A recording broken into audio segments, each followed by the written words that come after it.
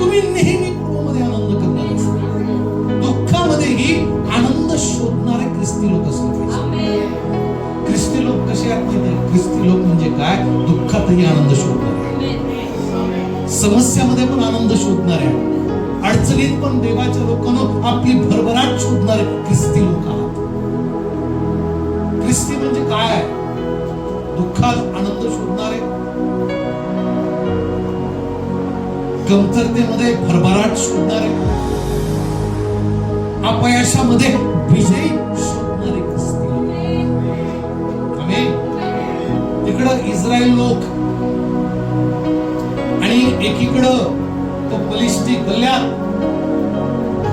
संपूर्ण इस्रायल लोक त्या गल्ल्यातला पाहून तंबूमध्ये लपून बसले.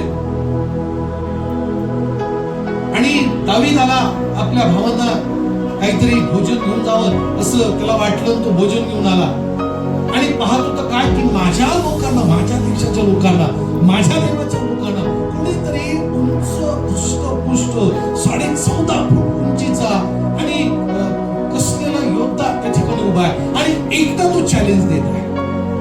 आणि दावीद म्हटलं की माझे लोक जे लढाईसाठी उत्तम आहे ते घाबरून तंबूमध्ये बसलेले.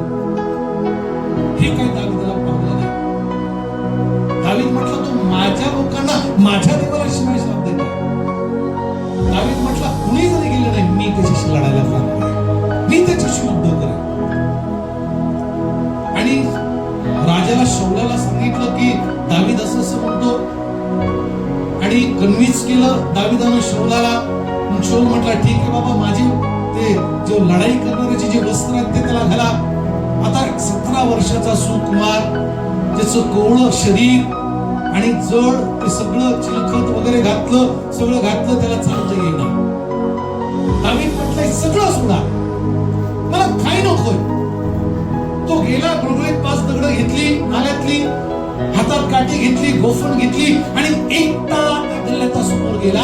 आणि तो गल्ल्यात म्हटला मी कुत्रा आहे का काठी घेऊन मला मारण्यासाठी गेला. पण दावीद म्हणतो अरे गल्ल्याता, मी तुझ्या समोर उभा आहे. मी परमेश्वराच्या नावामध्ये आज देवानं तुला माझ्या हाती दिलेल्या देवाच्या लोकांनो एकच दगड दावीदानं घेतला, एका दगडात तो गल्ल्यात पडलेला.